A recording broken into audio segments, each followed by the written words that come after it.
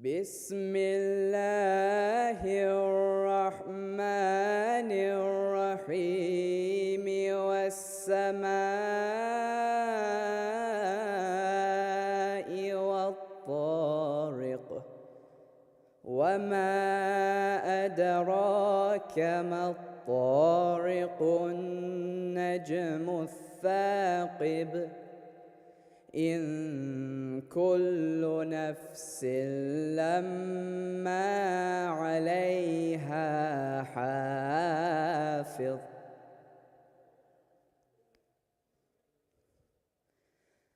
فلينظر الإنسان مما خلق من ماء دافق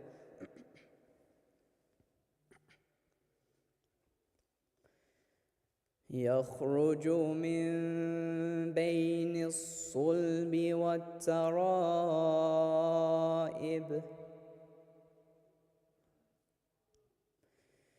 إنه على رجعه لقادر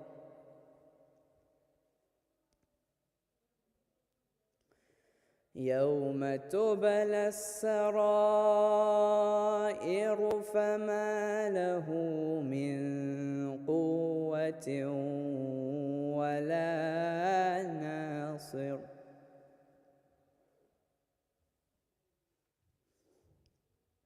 والسماء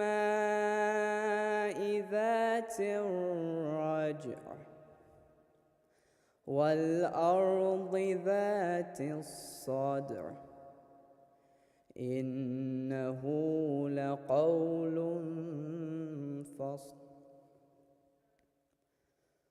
وما هو بالهزل إنهم يكيدون كيدا وأكيد كيدا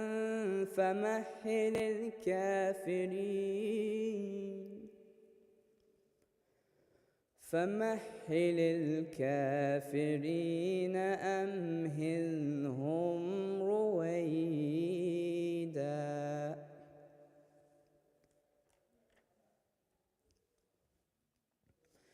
بسم الله الرحمن الرحيم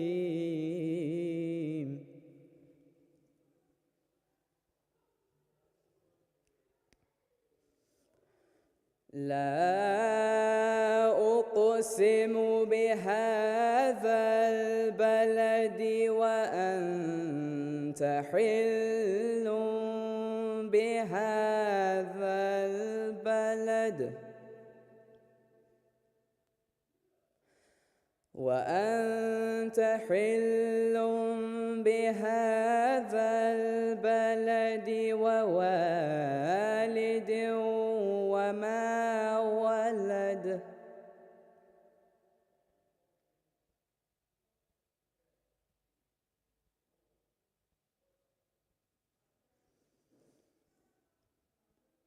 لقد خلقنا الإنسان في كبد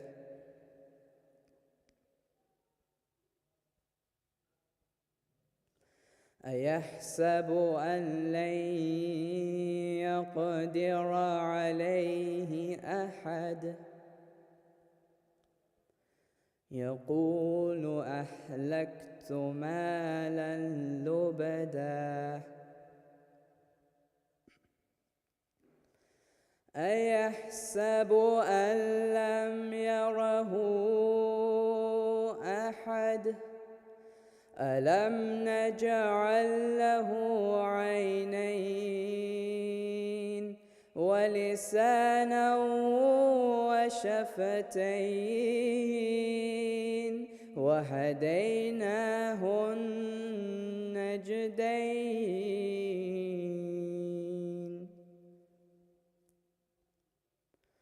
فلاقتحم العقبة فلاقتحم العقبة وما أدراك ما العقبة فك رقبة أو إطعام في يوم ذي مسغبة يتيما ذا مقربة أو مسكينا ذا متربة ثم كان من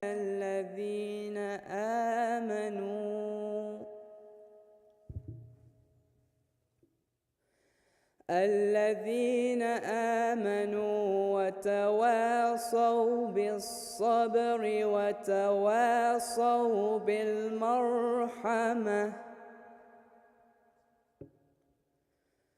أولئك أصحاب الميمنة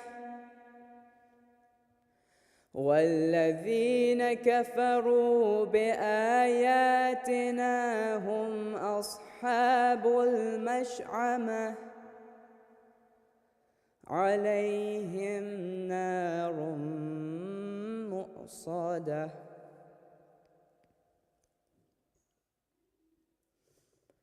بسم الله الرحمن الرحيم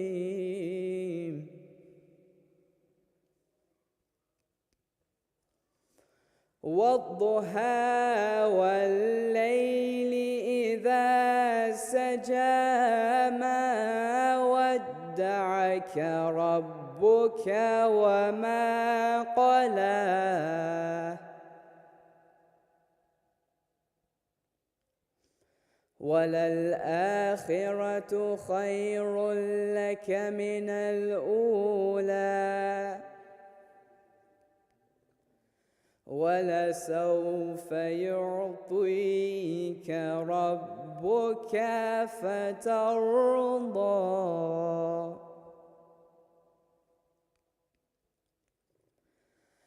ألم يجدك يتيما فآوى ووجدك ضالا فهدى ووجدك عائلا فأغنى فأما اليتيم فلا تقهر فأما اليتيم فلا تقهر وأما السائل فلا تنهر وأما بنعمة ربك فحدث بسم الله الرحمن الرحيم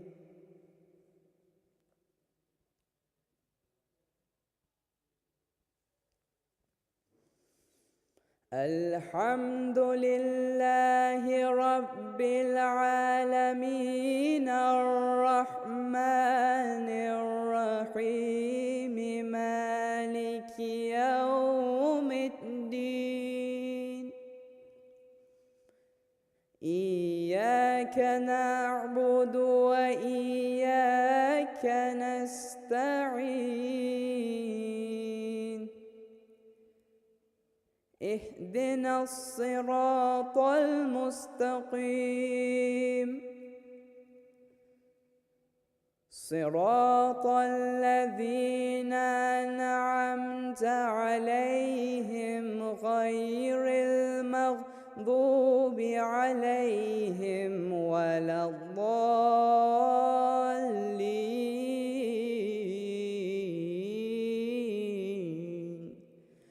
صدق الله العلي العظيم الفاتحة.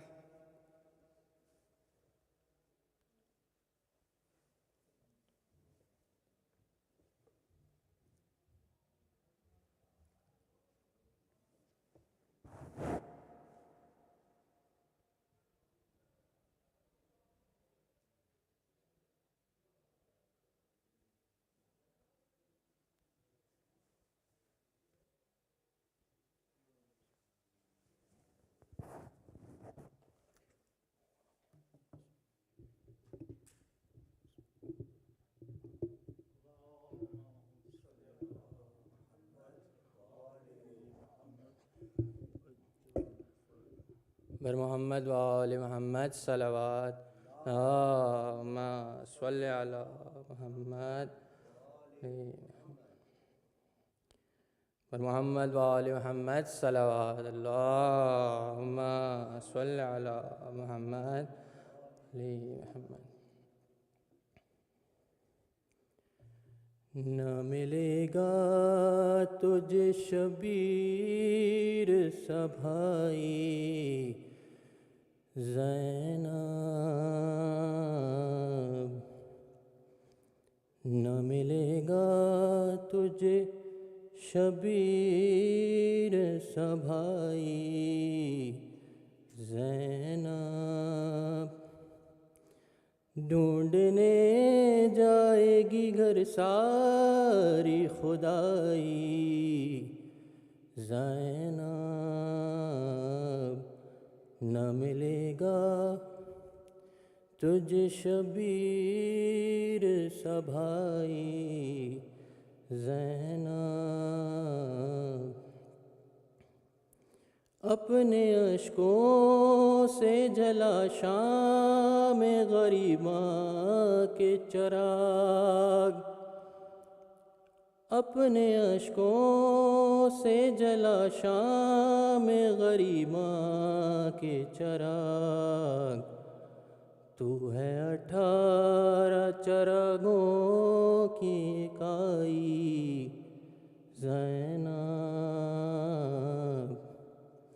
نہ ملے گا تجھ شبیر سا بھائی زینب.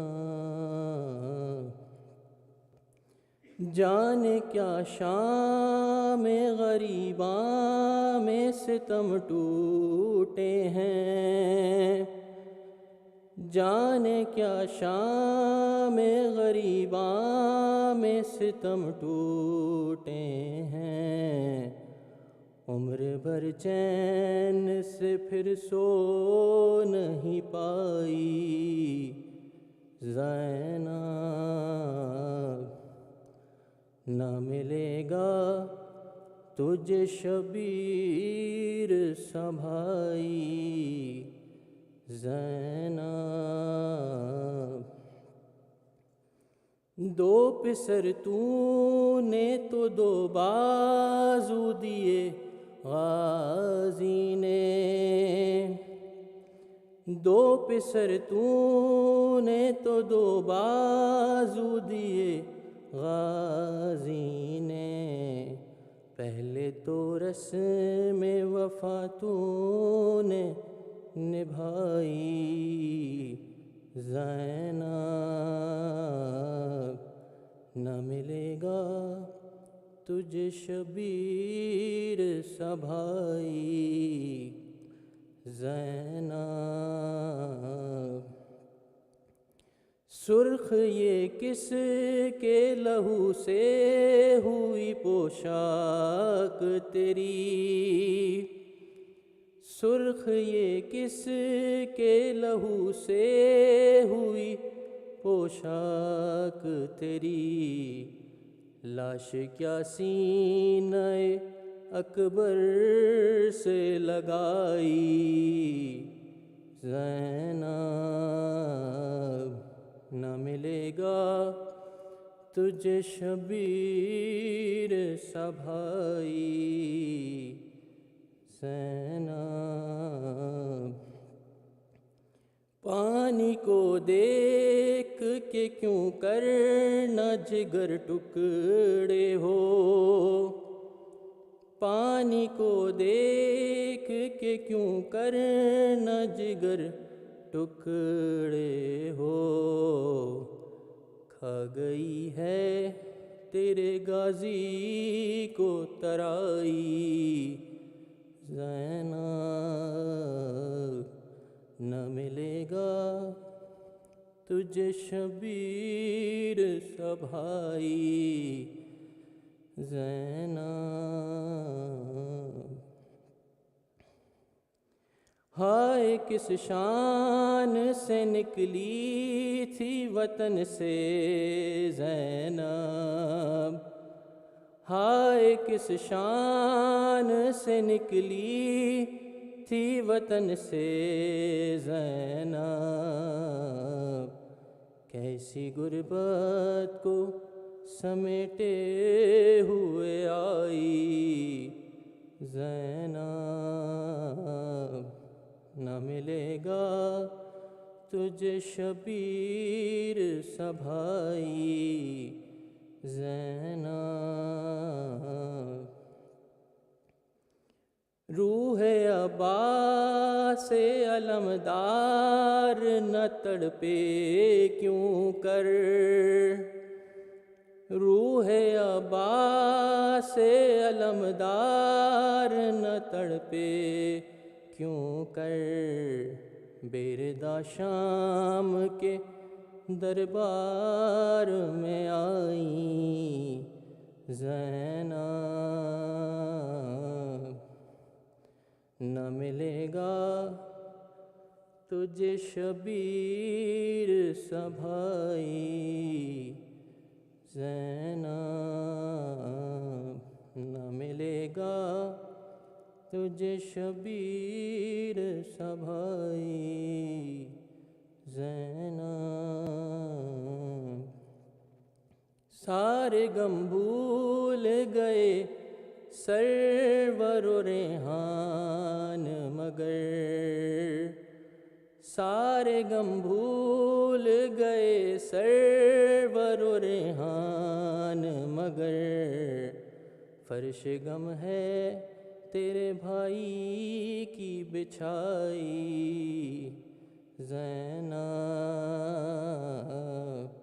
نہ ملے گا تجھے شبیر سا بھائی زینب، ڈھونڈنے جائے گی گر ساری خدائی زینب، نہ ملے گا تجھے شبیر سا بھائی زینب۔ بر محمد و آل محمد صلوات محمد۔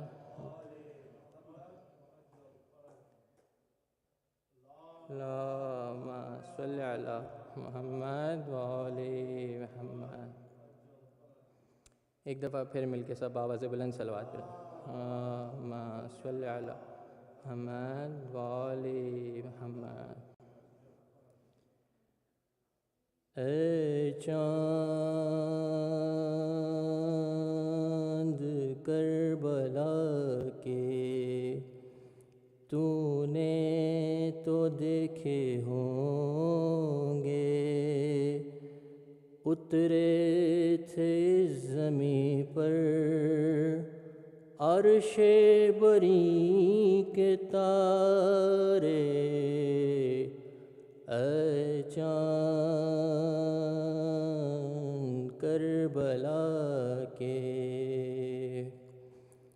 اے چاند جلوہ گر ہے ہاشم کا چاند یہاں پر، خیرات روشنی کی لے لیجیو یہاں سے، اے چاند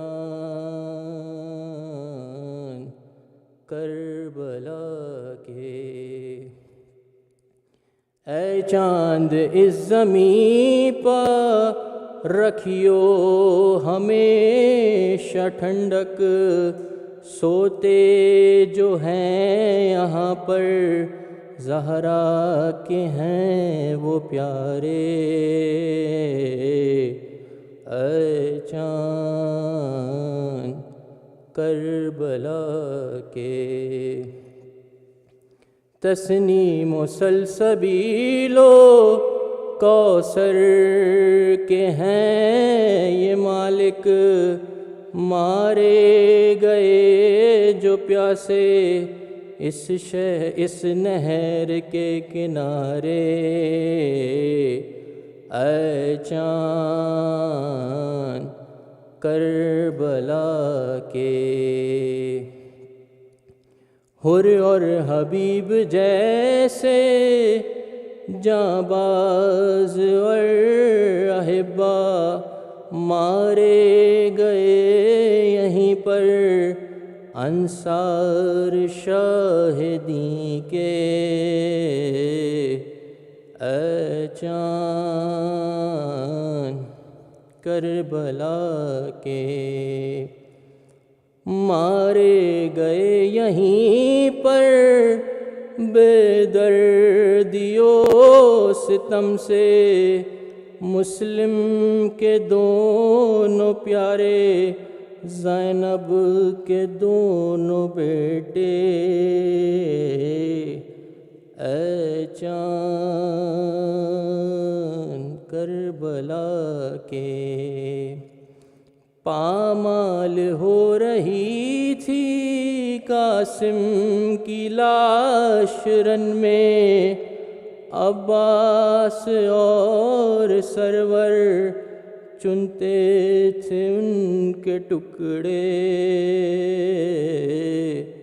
اے چاند کربلا کے۔ بازو کٹے یہیں پر عباس با وفا کے، اذن و وغا نہ پایا پانی بھی لا نہ پائے، اے چاند کربلا کے۔ اس سرزمیں پہ گزرا سرور پہ یہ بھی صدمہ، سینے پہ کھائی برچھی ہم شکل مصطفیٰ نے، اے چاند کربلا کے۔ پانی پلانے لائق مہلکا کو سرور کی عذب اہر ملا نے، تیرے ستم لگا کے، اے چاند کربلا کے۔ گردن چھدی پسر کی بازو چھدا پدر کا، دونوں تڑپ تڑپ کر پیاسے جہاں سے گزرے، اے چاند کربلا کے۔ اس بن میں ایک بچی بابا کو ڈھونڈتی تھی، بکھرے ہوئے پڑے تھے جب سر بری دلاشے، پھر یہ بھی تو نے دیکھا وہ غم رسیدہ بچی، سینے پہ سو رہی تھی بے سر پدر سے لپٹے، اے چاند کربلا کے۔ بازو بندھے یہیں پر پہلے پہل حرم کے، اس سرزمین سے نکلے सजाद सर झुकाए ऐ चाँद करबला के शाहज़ादे जिनाही मालिक है करबला का किसकी मजाल आए जब तक न वो बुलाए ऐ चाँद करबला के पहुँचा है करबला में नाचीज़ सिबत जाफ़र ऐ काश फिर मुक़द्दर हमको ये दिन दिखाए ऐ चाँद करबला के पर मोहम्मद व आले मोहम्मद सलावत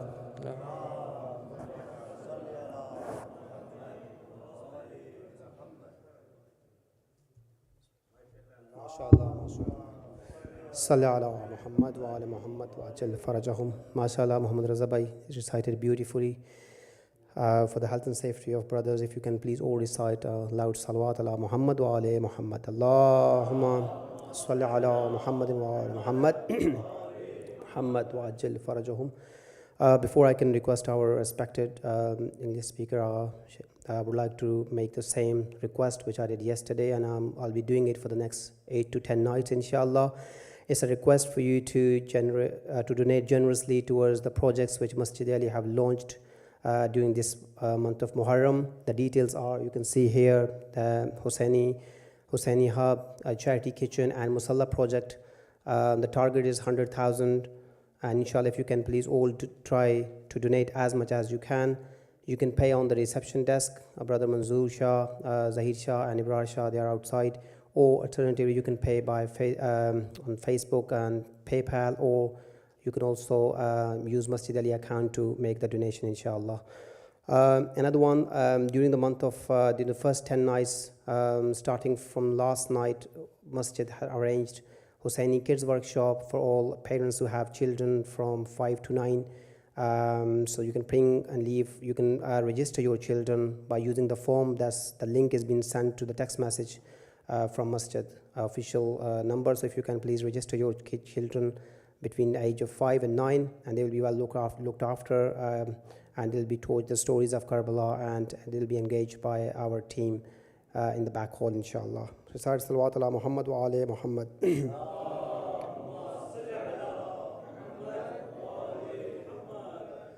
And now, without taking any further minute, if I like to request our Sheikh Jawad to please be on the minbar and recite from tonight's majlis, if you can please all join me welcoming him with a loud salawat ala Muhammad wa ala Muhammad. Allahumma salli ala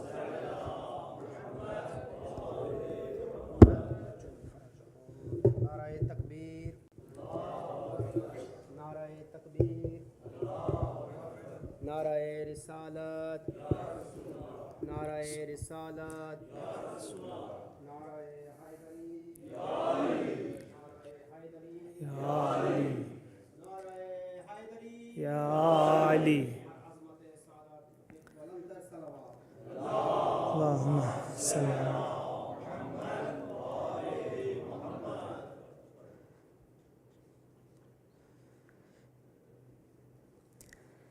بسم الله الرحمن الرحيم وبه نستعين ثم الصلاة والسلام على سيدنا ونبينا أبي القاسم المصطفى محمد اللهم صل على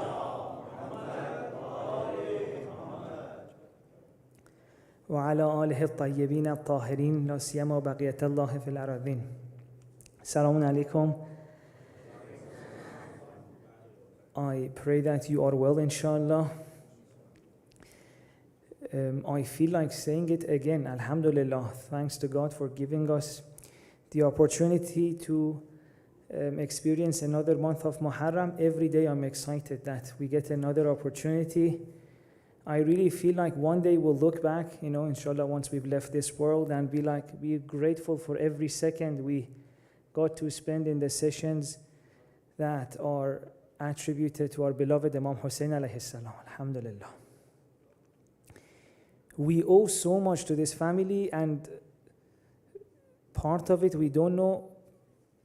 Any part of it we know, a great part of it we don't know. Inshallah, maybe in the next few nights, I hope I can open up a little bit what they have gifted the world, and I can say most of their gift is still hidden. Inshallah, I hope we can unlock to the extent that we can with our limited capacity. If you inshallah recite a salawat, then we'll start tonight's lecture. Allah.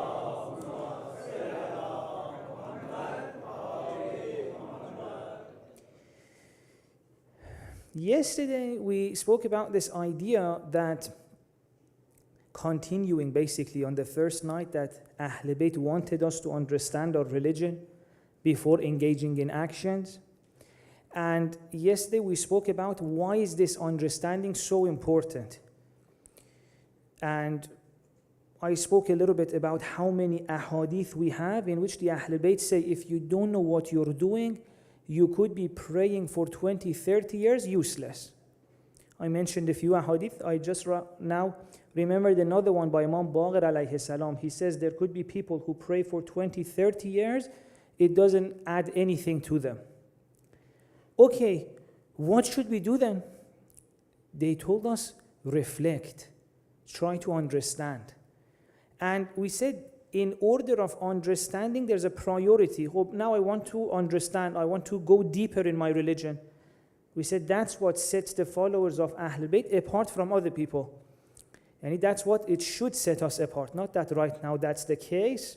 Right now, unfortunately, we're not like that. But okay, we want to now start listening to the Ahl Bayt. We want to go deeper in our understanding. What should we do? Should we read a book? Which book do we read? Should we start learning about Salat, about Ahkam? Where should we go? The Ahl Bayt say, before anything, you need to know yourself and God. Because whatever action you do has something to do with these two. If you're praying, you are going to talk to your Lord. God said, أَقِمِ الصَّلَاةَ لِذِكْرِ. So it's a meeting between you and God. So as long as you don't know yourself and as long as you don't know God, the action doesn't make sense. So they said the place in which you need to start your journey of understanding, going deeper into this religion, is knowing yourself and knowing God. And for each side of this, we have so many ahadith. The other day, I mentioned that we have maybe more than 50 hadiths from Imam Ali alayhi salam about the emphasis of know yourself. For example, Imam says, if you know yourself, then nothing else matters. That's it. If you want to do one thing in this world, know yourself. And then another hadith, Imam Ali says the opposite. If you fail to do that, again, no matter what you do, it's useless. If you haven't known yourself, if you don't know who you are, whatever you do in terms of action, it won't help you. So, on the one hand, there's so much emphasis on knowing yourself. There's also so much emphasis on knowing God. We have so many ahadith from the Ahl Bayt that the first part in religion is knowing God. If you don't know God, whatever you do doesn't make sense. And I gave you an example that if a person in the beginning of their journey of religion doesn't spend enough time to get a correct understanding of God, the more they go ahead, the more harmful they become. You have so many people who go towards God, they become uglier, angrier, grumpier, more judgmental. They look down at others. So that means that the more they spend down this road, they're just getting farther. Whereas when you look at the Ahl Bayt, you see the closer they get to God, the kinder they are, the more forgiving they are, the more beautiful they are. Right? So it means the God they're going towards is the real God. And we even have a hadith from the Ahl Bayt that says many people go towards a God they have created in their own mind. If I pray and I become judgmental, if I pray and I become angry, if I pray and I look down at others, that means I haven't gone to the real God.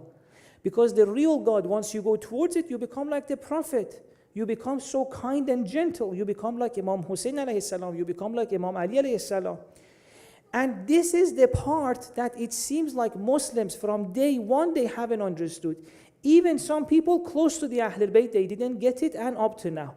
For example, in the Battle of Siffin, initially the opposing army had access to water, and they blocked the side of Imam Ali.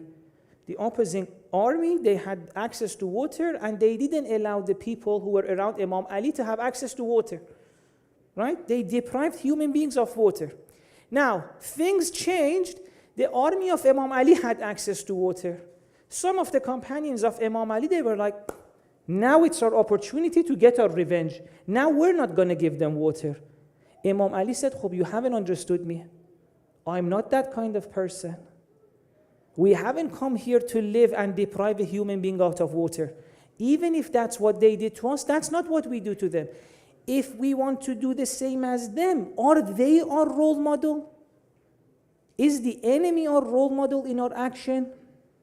So it's very interesting. From that day, you see there were people close to Imam Ali who didn't know how does Imam Ali look at the world? How does Imam Ali look at insan? Imam Ali says insan is so special that even if they deprive us of water, we're not going to do the same to them. We are better than that. So from that day onwards, you see that many people still haven't realized what this family was all about. And I told you that has been carried all the way till now. You see that there are some people who, I'm not saying they lie that they love the Ahlul Bayt. No, they love the Ahlul Bayt, but they don't understand them. They don't know them. Okay. This was all an introduction. So we said the Ahlul Bayt want us to know two things. One is God, because once you know the real God, the Ahlul Bayt tell us, if you know the real God, you love God. Right now, most of us, we don't love God. God is just someone that we pray and worship so that He doesn't punish us. It's not an exciting God. Ahlul Bayt said, if this is your understanding of God, you don't know Him. Many hadiths we have. Man arafa Allah ahabbah. The one who knows God will love Him. And I want to ask many of us, sometimes especially younger people come to me, not that older people don't have this question, they're shy to say it. Younger people come and say, "Sheikh, I'm scared God may hurt me when I die. So He may put me in hell, this and that." One of my teachers said something really beautiful to share with them. He said, ask them, if your mom was in charge of heaven and hell, you said after you die, whatever happens to you, your mom would decide that. Would you be worried? He said, no, because my mom is a fair person. She's decent. Even when I make mistakes, you can negotiate with her, you can talk, you can explain. She's decent, she's understandable. But I don't want God to be the judge. Do you know what that shows about us? In our head, God is someone who's not as decent as our mom. We feel that our mom would understand us if she was in charge, but God is this monster that won't get us. God is not just. God is not fair. You can't deal with God. This is really shocking. We have created a God for our community, for our children, that they think if their mom was in charge, things would be better. And I have nothing against your moms. But I'm just saying your mom, whatever beauty she has in terms of love, understanding, fairness, Ahlul Bayt tell us that she got it from God. In Dua Arafah of Imam Hussein alayhi salam, these are the words of Imam Hussein. He says, the love your mom and dad showed you, that was coming directly from God. God loves you 1,000,000 times more than your parents loved you. So the fact that God is in charge of the affairs after you pass away should be the happiest news in the world. In fact, there is a verse in the Quran. It says, Ar-Rahman al-Arsh istawa. The one in charge of this universe is Ar-Rahman, the loving one. And then we have a verse that says, with this great news, you should be so happy. فَلْيَفْرَحُوا. It says, if you really knew who is in charge of this universe, you would be so happy. But we are not. Why? Because somewhere along the lines, the God that was given to us wasn't the God of Prophet and Ahlul Bayt. Was a God created in the mind of some people who thought God is like them, maybe a little bit better. They were judgmental. They made God in their own image judgmental. So this is why the Ahlul Bayt keep telling us, before you want to go and worship a God, make sure you know Him. Otherwise, you may worship a God created by the mind of someone who doesn't even know what he's talking about. Okay. So this was God on one hand. One of our duty, if you want to understand religion, we need to know God fresh, and we need to know ourselves. Last night we spoke a little bit about what does it mean to know ourselves. I'll give a summary of that and connect it to God. What is the link between knowing ourselves and knowing God? Where we reached last night was that I said, insan, you and I, our existence has two dimensions. And this is very important for us to pay attention to in order to understand certain verses of the Quran. One of the verses we discussed last night was God says, don't be like the people who forgot God, and as a result of that, something very bad happened to them.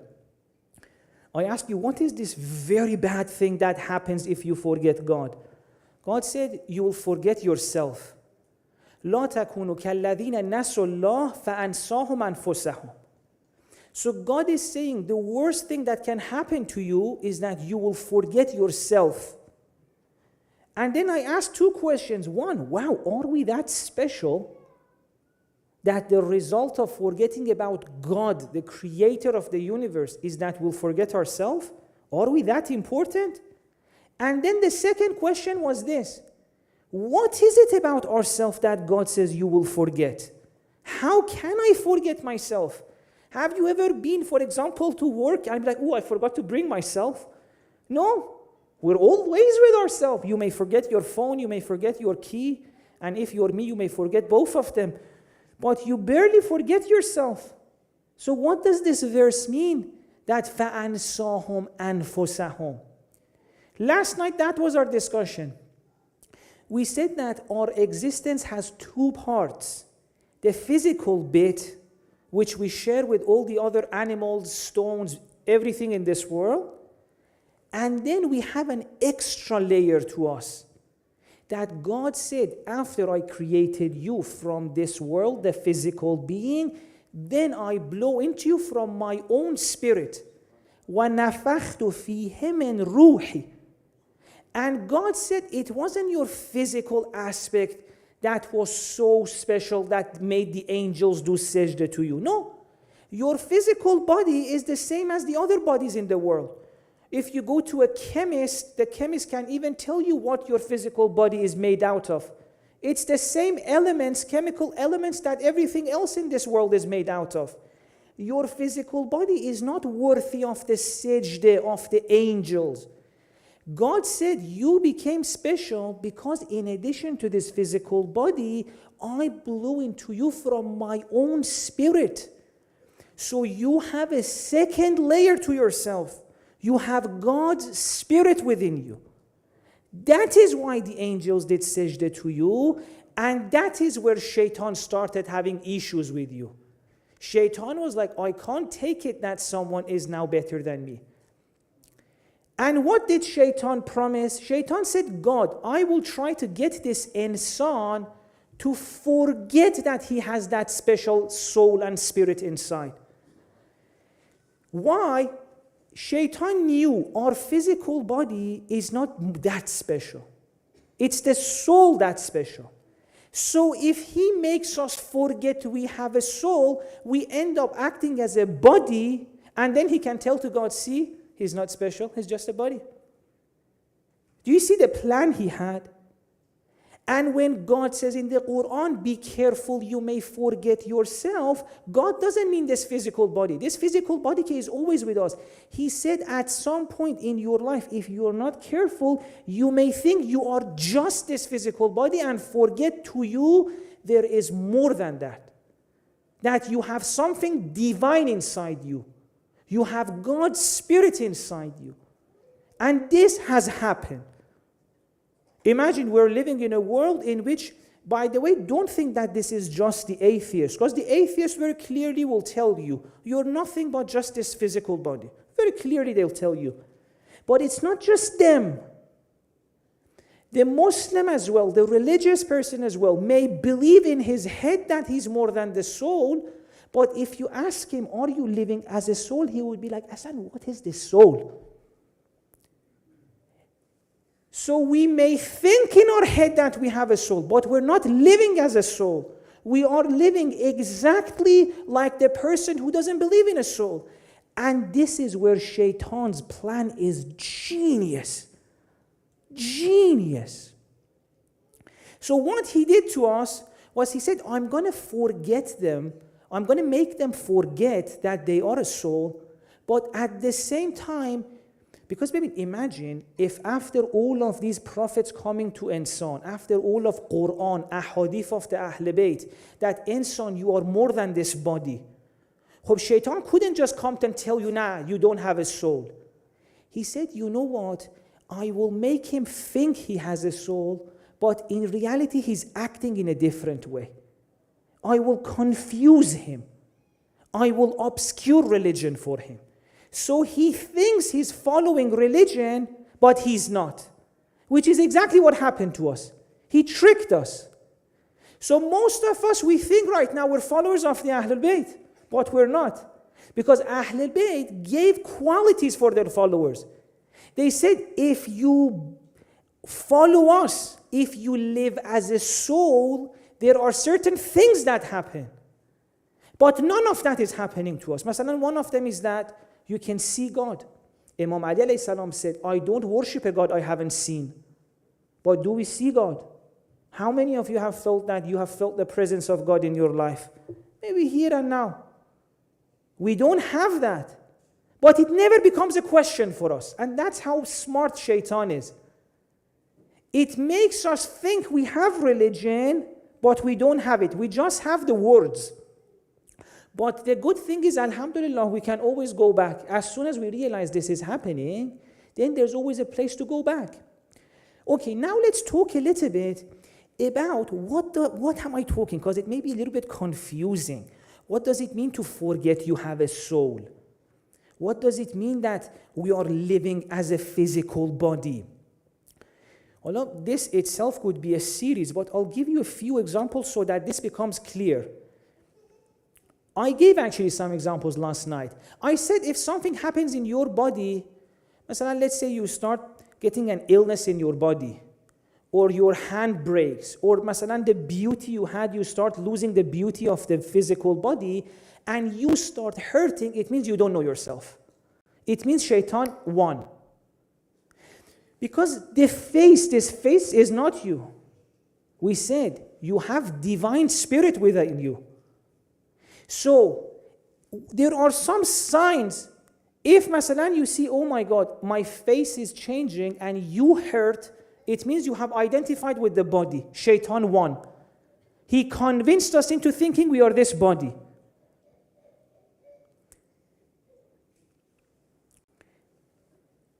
Another maybe way to make this clear is to look at the things we do in a day. I said our existence has two parts. God said you have a body that all the other animals have, and you also have a soul. Hope. We know what to do to take care of the body. What are we doing to take care of the soul? Let me mention some of the things we do for the body. When a child comes, all those of you who are her parents or have siblings, you know a child comes into this world, the child is so vulnerable. The doctors among us, the optometrists know that the first few months or few weeks that a child comes to this world, he cannot even see, or she cannot see. The vision is blurry. Then slowly, the body grows, the eyes start working, the child starts seeing the world, first colors, then higher resolution, then you keep feeding the child, the body grows, right? You are all familiar with how a body grows. Hope. Islam tells us in the same way that your body grows, you also have to help your soul grow. The reason we're not paying that much attention to this is that we even have forgotten we have a soul.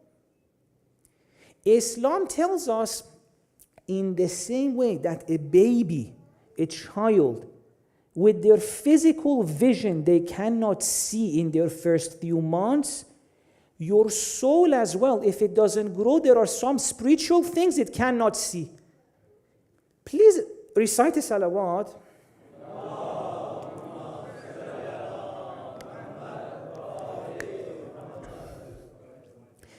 I really ask of you to pay attention to this part. This is maybe the most important part of tonight's talk. We need to be together in this bridge so we can go to the next part of the discussion.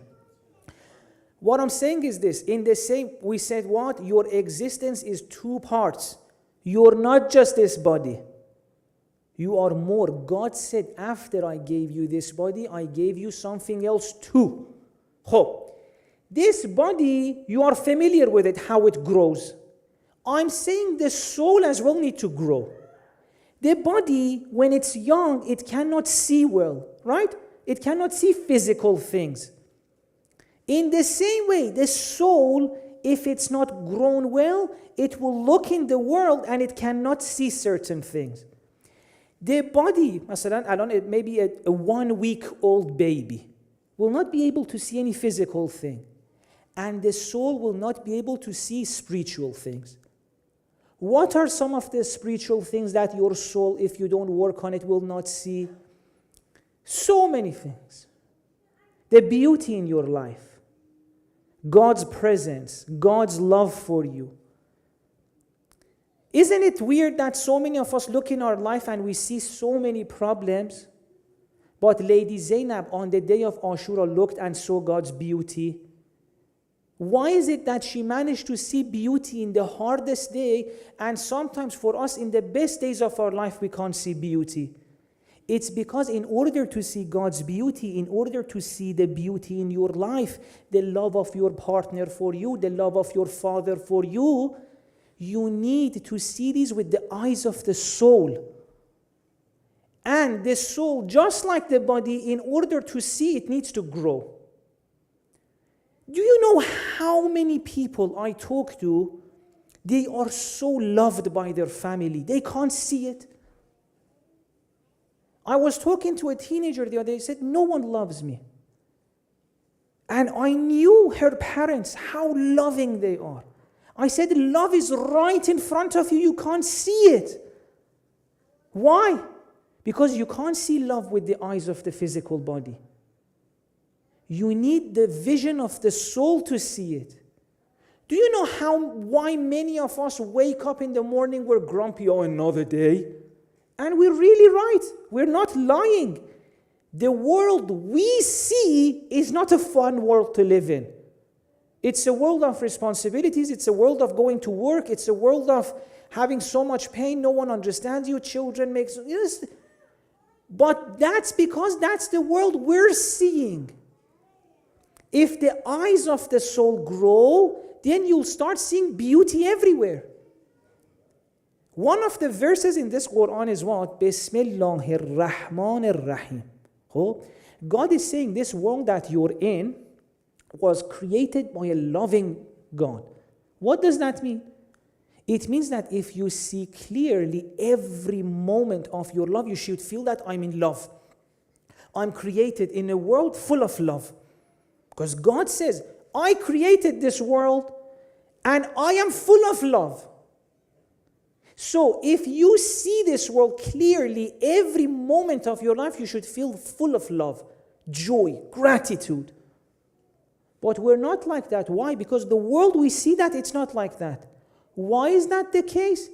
Because the eyes of the soul have not grown. In the same way that the body needs care to grow, the soul needs care to grow. But Shaitan has beautifully convinced us we're not even a soul. This is where you see Ahlul Bayt were countering Shaitan's plan. They told you, be careful. You could be worshipping, following religion for 20, 30 years, still not know you're a soul. See? Shaitan has created a way of being a religious person that you can be religious for 20, 30 years, yet still not see the basics. Like that, you're a soul. Once you start paying attention to the fact that, baby, this is not who I am. This body, a beautiful gift. There's more to me than this. That will open up so many doors for you. It is through that soul that you start seeing God. You start feeling God's love in the world. Life will make sense. So many things will make sense. Let's link it a little bit to God. We'll come back to insan. Please, if it's okay, recite a salawat.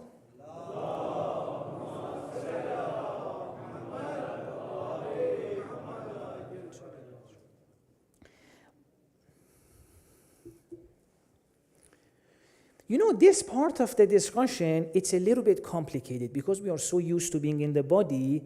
So if initially it feels a little bit complicated, don't worry. The coming nights, we're going to keep talking about it. It becomes clear. One example that may help us in understanding who are we if not this body, that we are a soul behind it, transcending it, is that now it's easy to talk about this thanks to video games. Think about a video game that you've played or your son has played, or imagine that world in the video game. There are characters, people, trees, buildings, cars, everything is there, right? But imagine if you put the controller of the PlayStation or Xbox down, all the peoples in the video game, can they move? What will happen to them? It will just freeze, right? That is this physical world. In the same way that the characters in that video game, in order to act, they require you from this point to give them life almost. It is your decisions. You, for example, put left, it goes left. You kind of give them life. Now imagine you're playing 4, 5, 6 hours, and then you forget. I don't know if this has happened to you or not. It's happened to me. If you've played, when I was younger, I would play 5, 6 hours. At some point, you even forget you're playing. You identify with that character inside. You think that's who you are. You forget that, Baba, I'm outside, sitting in my own room. That's just a character. God says, the example of this world is kind of like that. What has happened to insan is that insan at some point thought this body is him or her. This body is just a gift that your soul is controlling. And you can see, the moment the soul leaves the body, what happens to our body? Frozen on the ground. The body, as beautiful as it is, without the presence of the soul, cannot even move a finger. Is that not true? It is your soul that God says, وَنَفَخْتُ فِيهِ مِنْ رُوحِي, that is enabling this body to move. But what has happened to us is that we have forgotten this bit, that we are not this avatar. We are a soul that transcends it, and one day we're going to leave this body and go to the rest of our journey. Let me read a verse of the Quran for you, and I hope now it will be sweeter to you. God says in the Holy Quran,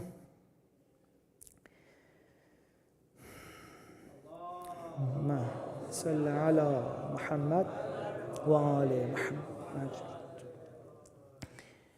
يا أيها الذين آمنوا, those of you who have faith, who know that in this world not just what your eyes see is true, you believe in something more.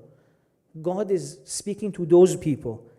It says استجيبوا لله وللرسول. It says listen to God and the Prophet. Why? إذا دعاكم لما يحييكم.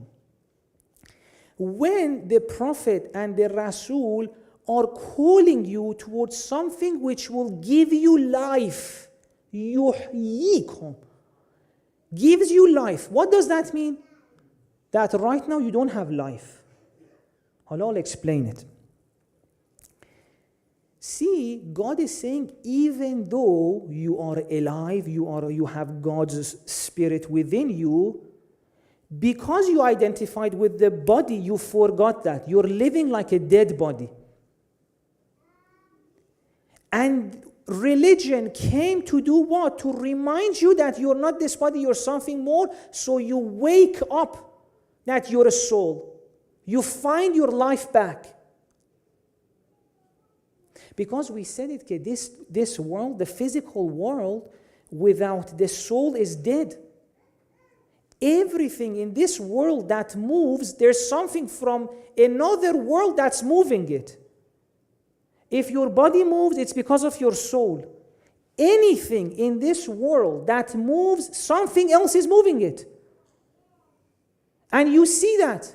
Wallah, you see that. Hala, one way is when someone passes away, we see that clearly. This person who till yesterday was running, jumping down, this body cannot even move itself. But sometimes even in an injury you see. Masalan, something happens to your knee, you're like, hey, this knee doesn't move anymore. If the knee could move itself, why is it not moving now? So, at some point, what happened is that we identified with the physical world. And in this world, everything is dead. It's like a video game. And because of that, we've lost our freshness. We're living like dead people. We've forgotten we're a soul. The day you connect to your soul, no one needs to give you motivation. No one needs to tell you be happy. Asan, the soul is living so freely, so immersed in God's love. Aga, there is no wonder that our Prophet was smiling every day. They would throw stones at him, he was smiling. Because the stones were happening where? In the world of the physical body. He knew he's not a body. Baby, let me give you another example. The magicians of Pharaoh. The magicians of Pharaoh, after they initially didn't believe in Prophet Musa. True? They said, Prophet Musa, we're going to prove. They didn't call him Prophet Musa. Probably they were like, Musa, we're going to prove you're not right. But after they saw that Prophet Musa is a prophet from God, they had faith. Pharaoh told them, how did you have faith without my permission? They were like, mate, we don't care about your permission anymore.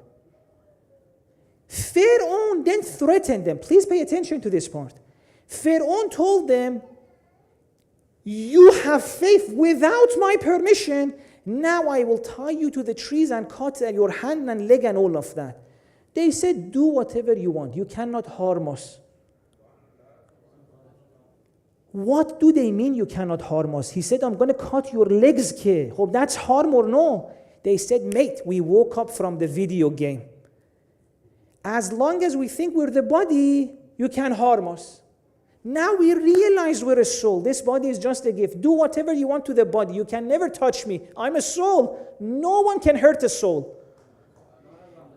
Oh, this is what the magicians realized on that day, and this is why it was in the Quran. So we realize as well. Aga, you're not a body. You're a soul. The being that you are, no one can hurt you. Anytime in your life someone hurt you, it shows that you still didn't know who you are.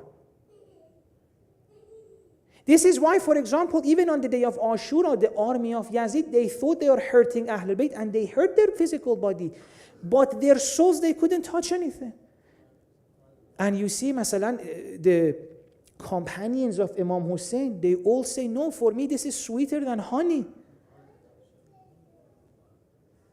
They were getting happier and happier. Why? Your body is keep getting cut and cut and cut. How are you okay? They say, Baba, we are seeing something else. Imam Hussein writes a letter to Muhammad ibn Hanafi. And Imam Hussein, in that letter, he says, كَأَنَّ الدُّنْيَا لَمْ تَكُنْ وَالْآخِرَ لَمْ تَزَلْ. Imam Hussein says, the way I see the world, it's as if this world never existed and Akhirah was always there. What is Imam Hussein saying? Imam Hussein is saying, baby, I woke up from this dream of this world. You all fell into the dream, you thought you're this body, you forgot you're a soul. But for me, it's not like that. Asan, for me, the soul is so clear, God is everywhere, that Asan, this physical world is likely a dream.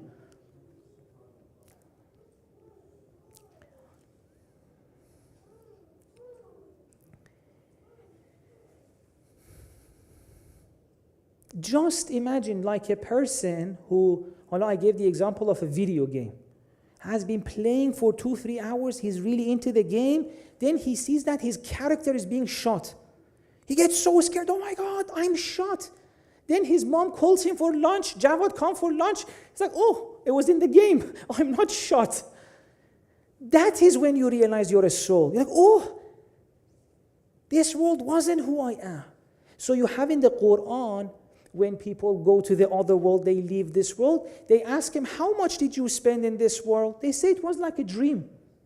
This world that seems so real to us, one day we will say it was just like a dream. And there's a beautiful verse in the Quran. God speaks that وَكَذَلِكَ نُورِ إِبْرَاهِيمَ مَلَكُوتَ السَّمَوَاتِ وَالْأَرْضِ. God says in the journey of Prophet Ibrahim, initially all he could see was this world. He saw physical bodies around him. He saw clouds moving. He saw birds. God says in the Quran, at some point, we show Prophet Ibrahim that there is a hand behind all of this. If the body is moving, there's a soul that's moving it.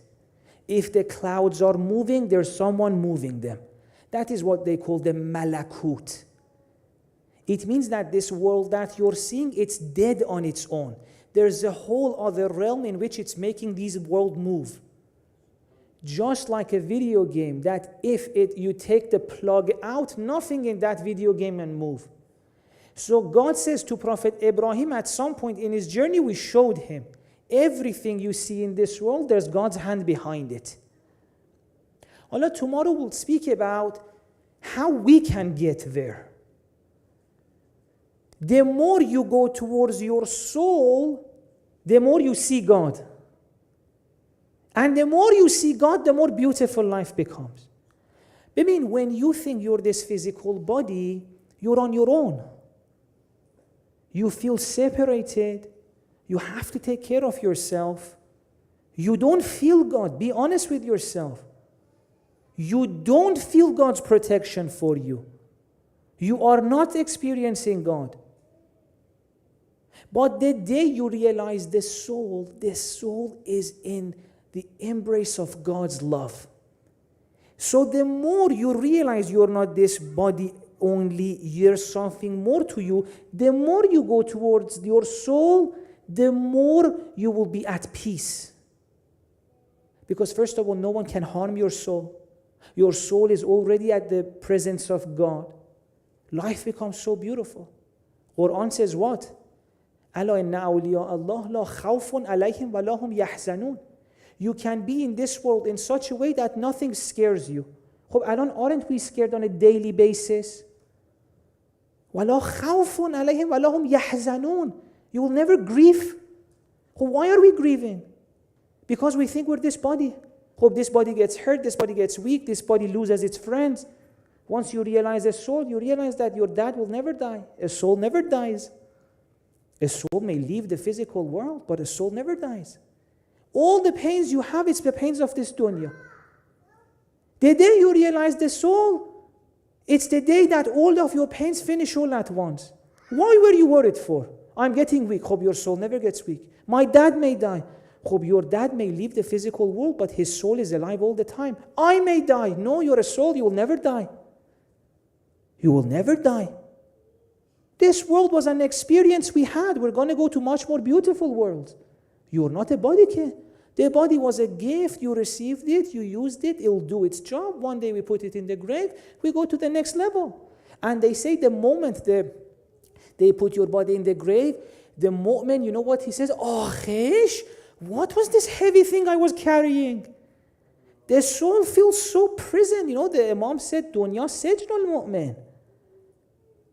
Part of it is because you're along so many people who they don't know they're a soul, but part of it is this physical body that we're carrying. It needs to eat, then it eats. You need to take it to the toilet, then you go there. You need to take it to the doctor. So many things you have to do for the body. As and when you realize what you are, you're a soul, death becomes so beautiful. You know that death is the stage at which you become free again. You put this heavy body back, and then you go to the continuation of your journey. Tomorrow, inshallah, I'll speak about how can we go from this part of our discussion, knowing ourselves, to knowing God. Because the Imam told us, the Prophet, Imam Ali, both of them have a hadith, Man arafa nafsah faqad arafa rabbah. I will speak about this. How is it that if you know yourself, you will also know God? Briefly, let me talk about it. Now, tomorrow we'll elaborate on it. See, the body, as long as you think you're the body, hope you're separated, you can't feel God. But the soul that you are is coming from God. God says, وَنَفَخْتُ فِيهِ مِنْ رُوحِي. So the more you wake up to the fact that your soul, the more you even get connected to God. Alon, you know what is our situation like? Sometimes I think about it. Imagine, I don't know who in your life was so kind and loving to you. Masalan, if you had a grandma who was very loving, or I don't know, if you had a mother, think of the most loving person in your life. Oh? Imagine she's sitting there or he's sitting there on the sofa and you're lying down. Masalan, you're back to when you were 12 years old. You're lying down, your head is on her lap. Masalan, your head is on the lap of grandma. For me, my mind keeps going to my grandma. She was so loving. Loving, strong. Hope. You're lying on the sofa, you're 10 years old. Your head is on the lap of your grandma or your mother or your dad. He's the most loving dad in the world, or she's the most loving grandma in the world. You feel safe, you feel loved. Don't you feel that love? Hope. Allah, imagine she's caressing your head. I remember my grandma used to caress my back till I fell asleep. Imagine she's caressing your head and you fall asleep. In that dream, what is happening? Masalan, let's say, Allah, it's one of those days you have a nightmare. I don't know if you've had a bad dream or not. Masalan, someone is chasing you, or you feel like you're falling from a high place. In that dream, you're feeling miserable, aren't you? Haven't you had one of those dreams when you wake up, you're like, oh, alhamdulillah, it was a dream? But imagine you're inside one of these dreams. Terrible, scary dream. I want you to pay attention to this setting. Where are you really? Are you in a scary place? No.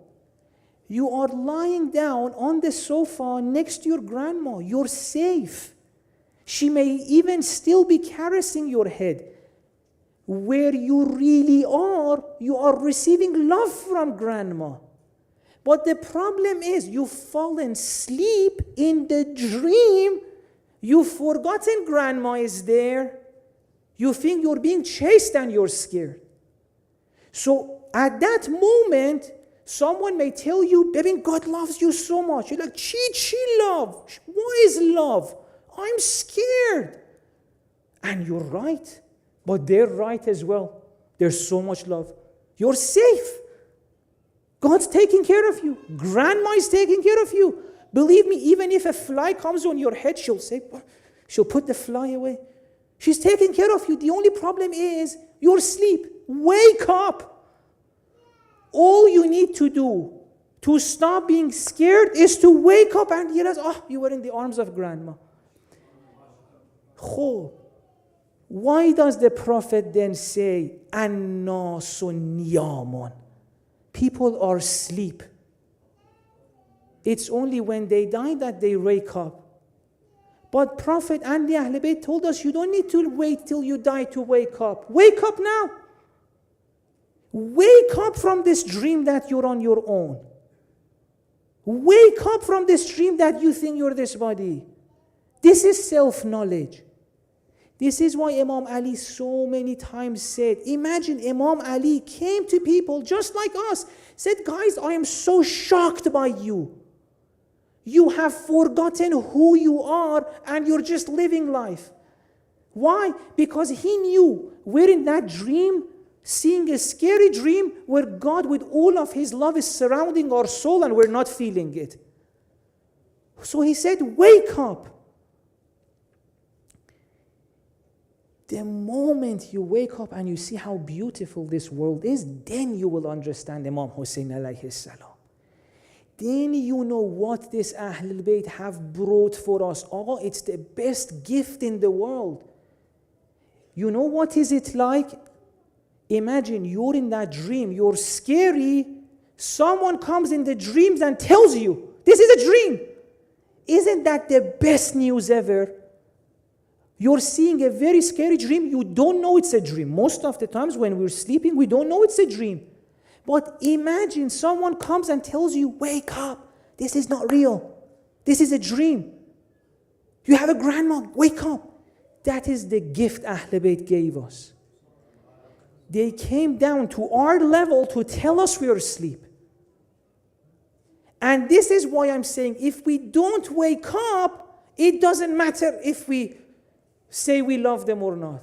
They came to wake us up. In Ziyarat of Arba'in, we read about Imam Hussein, as I mentioned the other day, وَبَذَلَ مُحْجَتَهُ فِيكَ. Imam Hussein sacrificed himself and his family. Why? لِيَسْتَنْقِذَ عِبَادَكَ مِنَ الْجَهَالَةِ وَحَيْرَةِ الضَّلَالَةِ. To save us from this confusion and sense of being lost. Where are we lost? We are lost in that dream. He sacrificed his life so we wake up. He is so special. Believe me, we don't know 1% of what he's done for us. But inshallah, in the next few nights, we'll try to keep, and ask Imam Hussein, by the way. Ask God, because of our love for Imam Hussein, for these nights, to help us understand who we are, to help us see the world the way they saw it. Believe me, ask for it. Ask them to give you self-knowledge, to remember what you are, to see the world the way they did. The world is very different to what we think. And believe me, if you ask for it, they will give her. This is a very generous family. Let's recite salawat.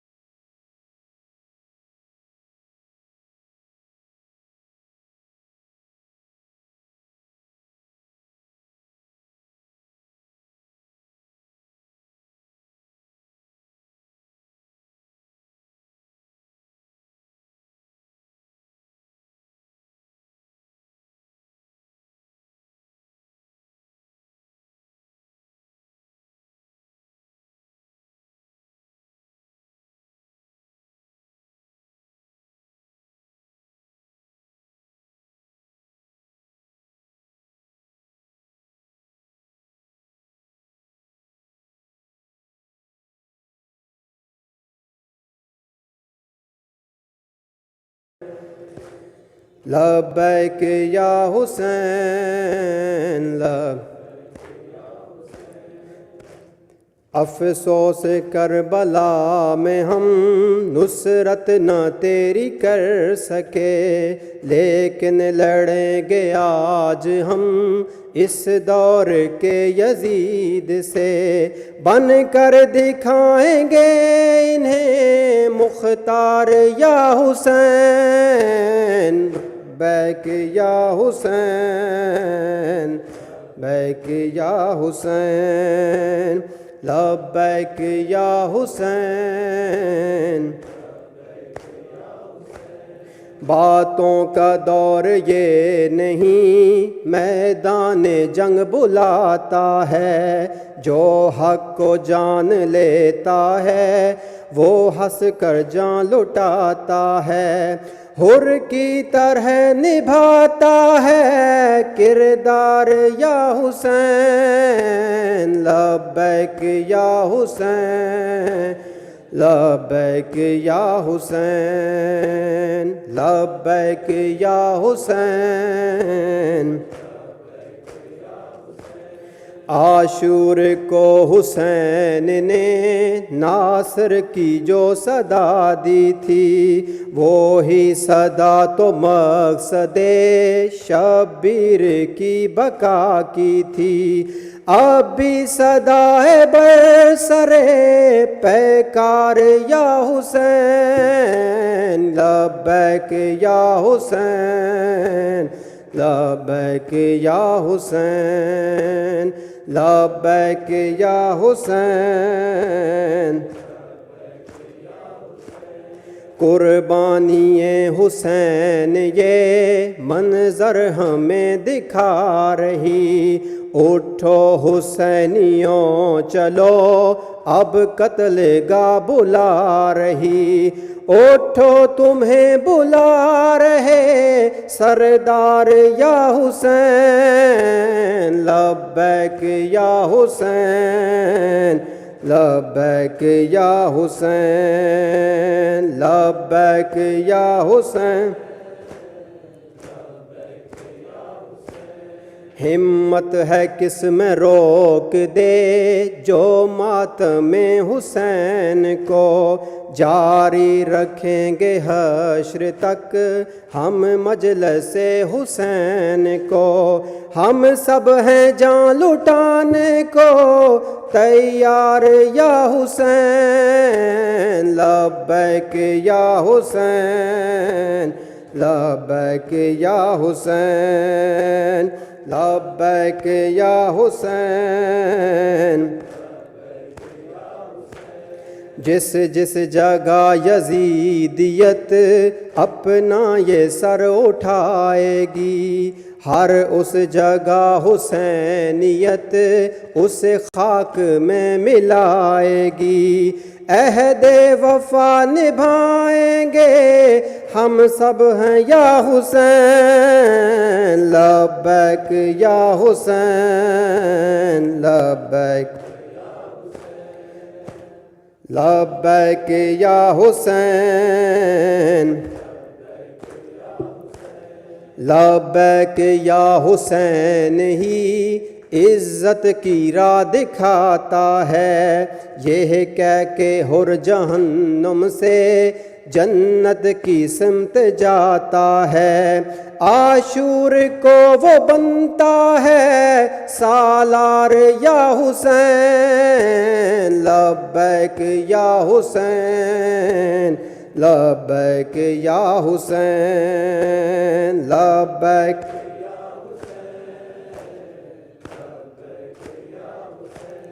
زندہ رکھیں گے ہر جگہ شبیر کے پیام کو تیار اب ہیں ہر گھڑی ہم نصرت امام کو ہیں جذبہ شہادت سے سرشار یا حسین لبیک یا حسین لبیک یا حسین لبیک یا حسین مت الوداع کہو کبھی لبیک یا حسین سے بولو امام حاضر ہیں لبیک یا حسین سے ہم تو نثار کر دیں گے گھر بار یا حسین لبیک یا حسین لبیک حسین لبیک یا حسین زینب نے حق نبھایا ہے لبیک یا حسین کا زینب نے حق نبھایا ہے لبیک یا حسین کا نقشہ الٹ کے رکھ دیا بی بی نے سارے شام کا ہر ذہن کا بنا دیا معیار یا حسین لبیک یا حسین لبیک یا حسین لبیک یا حسین لبیک یا حسین لبیک یا حسین لبیک یا حسین اے کربلا کے چارگر جیدار یا حسین لبیک یا حسین لبیک یا حسین لبیک یا حسین لبیک یا حسین یا حسین یا حسین یا حسین یا حسین یا حسین یا حسین یا حسین اللہم صلی علی محمد و آل محمد. متوجہ زیارت please inshallah before we can finish the first section of tonight's majlis. السلام علیکہ یا رسول اللہ السلام علیکہ یا نبی اللہ السلام علیکہ یا حبیب اللہ السلام علیکہ یا امین اللہ السلام علیکہ یا باعث الہدا السلام علیکہ یا رحمۃ للعالمین السلام علیکہ یا علی امیر المؤمنین ووصی رسول رب العالمین عبدک وولیک واخی رسولک السلام علیکی یا صدیقۃ الطاہرہ فاطمہ سیدۃ النساء العالمین السلام علیکہ یا ابا محمد الحسن بن علی السلام علیکہ یا ابا عبداللہ الحسین السلام علی الائمۃ وجعفر بن محمد السلام علی الائمۃ المسلمین علی بن الحسین ومحمد بن علی وجعفر بن محمد وموسیٰ بن جعفر وعلی بن موسیٰ ومحمد بن علی وعلی بن محمد والحسن بن علی العسکری الزکی السلام علیکہ یا مولانا یا صاحب العصر والزمان الامان الامان الامان السلام علیکہ یا امام الانس والجان السلام علیکہ یا مظہر الایمان السلام علیکہ یا حجت اللہ فی الارض اجل اللہ تعالی فرجک وسہل اللہ تعالی مخرجک وظہورک وجعلنا من آوانہ وانصارک ورحمت اللہ وبرکاتہ. Let us recite dua Imam Zamana inshallah and we can finish it off. بسم اللہ الرحمن الرحیم اللہم کل ولیک الحجت ابن الحسن صلواتک علیہ وعلی آبائہ فی ہذہ الساعۃ وفی کل ساعہ ولیاً وحافظاً وقائداً وناصراً ودلیلاً وعینا حتى تسكنه أرضك طوعا وتمتعه فيها طويلا برحمتك يا أرحم الراحمين. اللهم صل على محمد وآل Muhammad. We'll have about 7 or 8 minutes or 10 minutes inshallah before Maghriban. If you can get ready for Namaz inshallah. In the second section of the program, we'll start straight after Maghriban with Urdu Majlis inshallah.